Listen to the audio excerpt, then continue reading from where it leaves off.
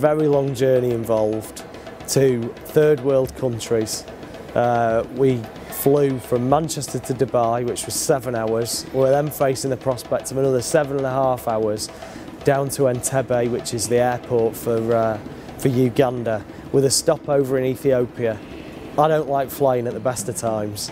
The prospect of that really did fill me with dread. I did not know what to expect, but what a rewarding experience, and well worth all the effort that I had to muster to get me on that plane, but it was definitely worth doing.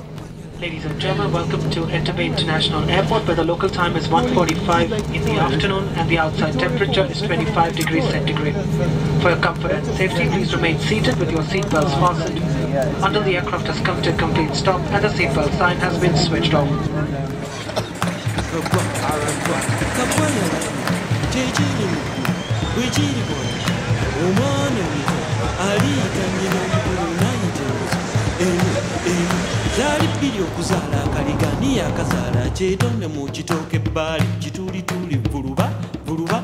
Hello! Hello! It was an experience I didn't think I wanted to have, but it's something that's really changed my life, changed my perspective on life, I suppose. And I guess that's the opportunity for anybody, whichever airport you work for, whichever part of the business you're in. This project for 3 years is your chance really to do something that to us is quite a small gesture, but in Uganda the main thing we learn is it can have enormous impacts, not just on an individual, but on the lives of hundreds and hundreds of people. And whether that might be fundraising, even just a couple of £100 can put a roof over somebody's head, right up to whether you're an electrician, an architect, or you've got any kind of practical skill, that in the first world, when you export that to the third world, can make a huge difference to people's lives.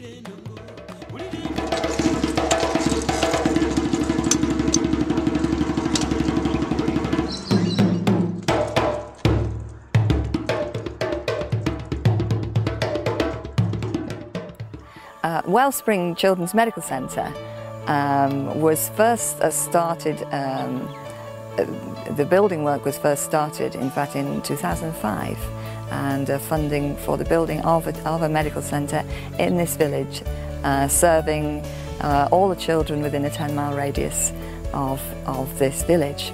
And in 2008 it opened for clinical work, and every single year we've had an increased number of patients. The throughput is going up every year. We've so far treated successfully well over 20,000 children from this region, and the numbers are going up every month.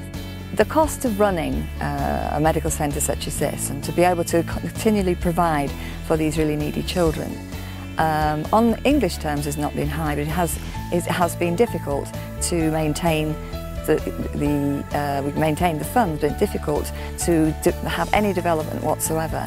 And with the increased number of children, increased needs that we've seen, we see a lot of children with AIDS who need a tremendous amount of help, a lot of disabled children who are often abandoned and have no assistance whatsoever. We have been unable to develop any further than a basic clinic and an acute day ward with some individual sponsorship. And that has been very frustrating, because we have needed all our funds to maintain that, and therefore we haven't been able to develop, and yet the needs are coming into us daily more and more. And what we're looking for now is to gain assistance so we can now develop the medical centre further, stabilise what we have as far as care is concerned, and to grow so we can provide for the needs of the thousands of children.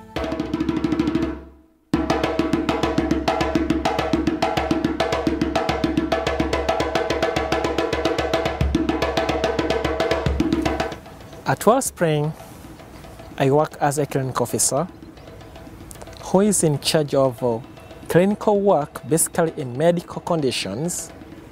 And on top of that, I take the charge of the COIN children, whereby these are children with ongoing illnesses in need.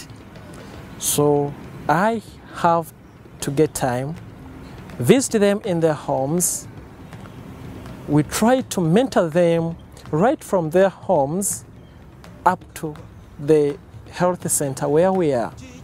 In doing this, we are trying to ensure a good health in these children. Most of these children are HIV positive.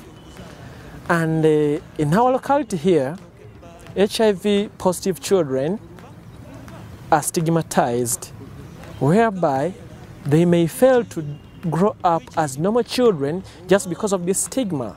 Most of them go to AIDS state just because of stigma, the worries, and the mistreatment they get from homes.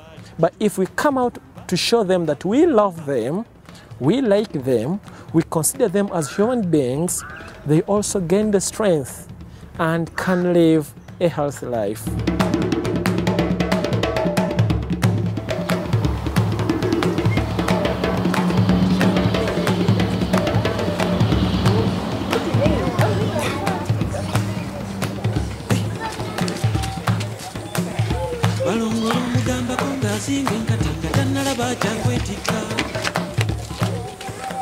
We visited this orphanage and the way they fundraise food and taking care of the orphanage for disabled children is through these two guys, Nicholas and Johnny, who actually build and make furniture for the locals.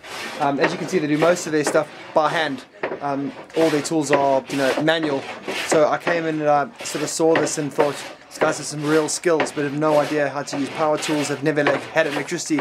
So we installed electricity, and we started bringing over, circular saws and drills and routers, and I taught them how to use it. And you got to see their faces, how they just lit up in terms of increasing their productivity. It's amazing, it's immense. They would normally have to cycle on their bicycles to get certain cuts done, but now they've just been able to do it all here at the orphanage. How does that link to the medical centre? What's the connection? There's quite a few children here who are on the program that are supported by the medical centre. So we sort of have come here to do home visits to sort of see how we can treat them. And then I sort of came personally on that team to come have a look, and then saw the way these guys were working, and suddenly thought, hang on a sec, this is something that I could really help them with, because I actually do carpentry myself. So I thought we'd sort of start a little program to bring these guys some tools to see how we can skill them up. And what kind of difference do you think it's made to them?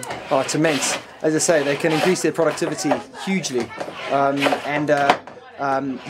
teach them how to work safely. Some of these tools they're using are very difficult to use. It's exhausting. They work day in, day out, and it could take them 3 weeks to make a bed. Now they can actually turn out a bed in a couple of days, because they can also make something once, create a template, and then with the router just churn out the same units off the template.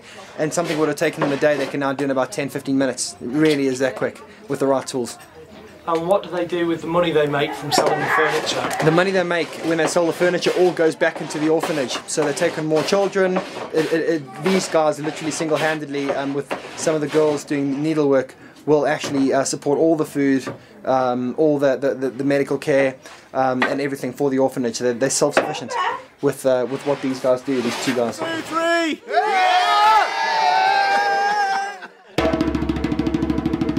How do we go about finding these children, these families? Well, we get referrals sometimes through the medical centre itself, obviously. Children will come in.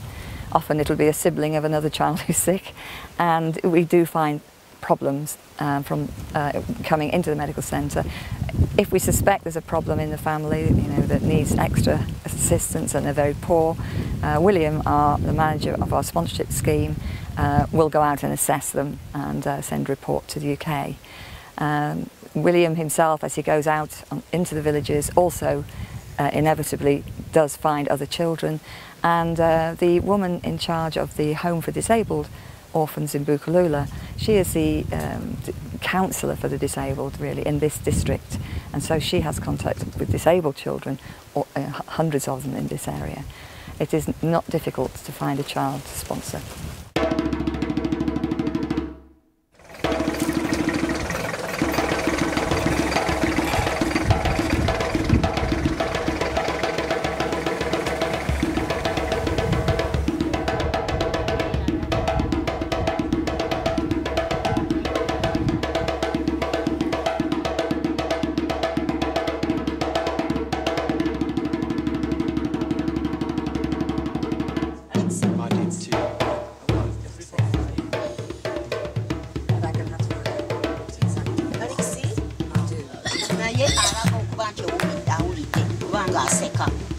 omuyita erinnya lye ogenda okulaba ng'aseka ekyo kitegeeza nti awulira kaggwa yalayira kyekiri mu ggulu bwekiri bwatuka omwana omuto aliyita nnyina omukulu n'ayita engozi emu zaali bbiri okuzaala akaliga niye akazaala kyetonde mu kiteeka ebbaala.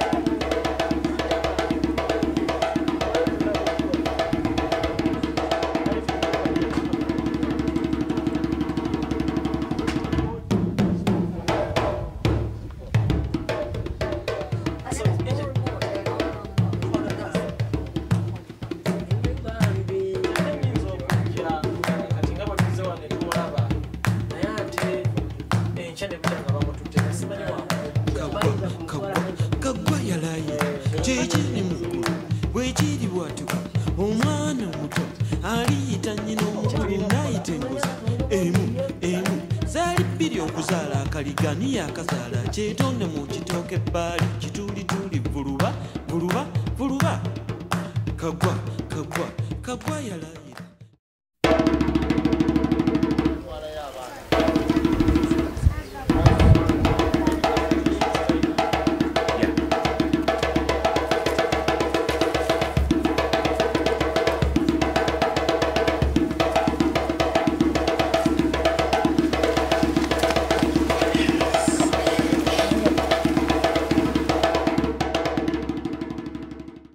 Florence's family, we found the family through one of the sponsorship programs where two people in the UK sponsor Florence, who has an ongoing illness.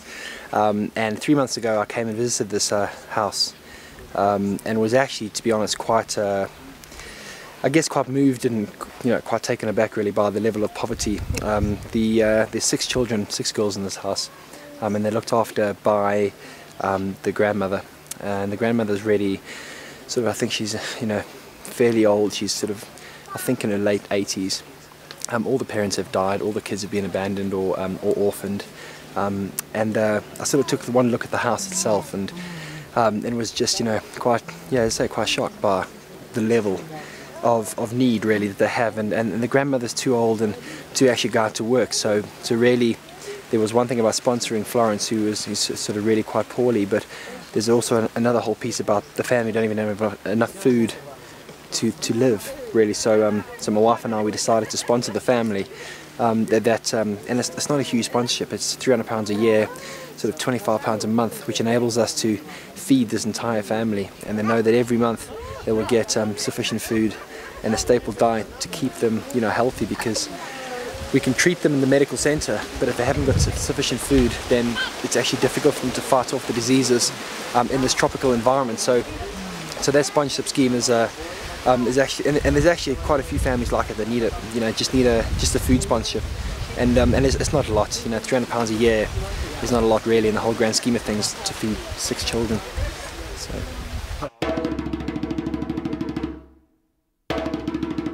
Smile. Russell, there's a big one. There's a big one. There's a big one just over your head. Don't say that. Just run off though for me, just for the video.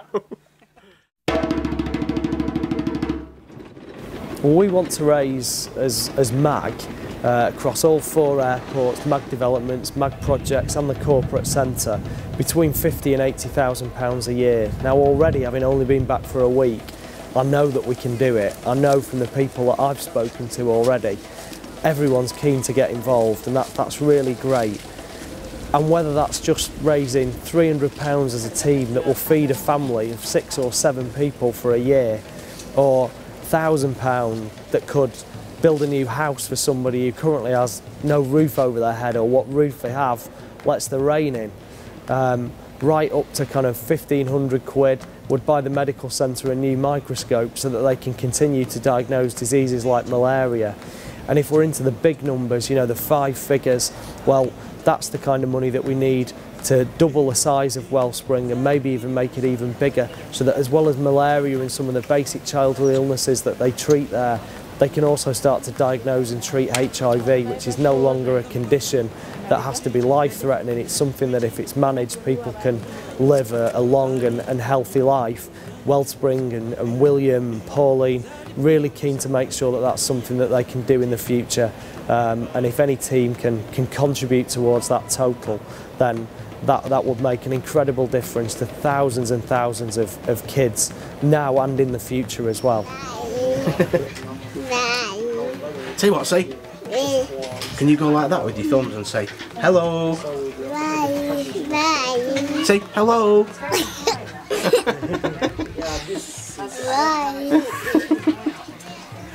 Bye.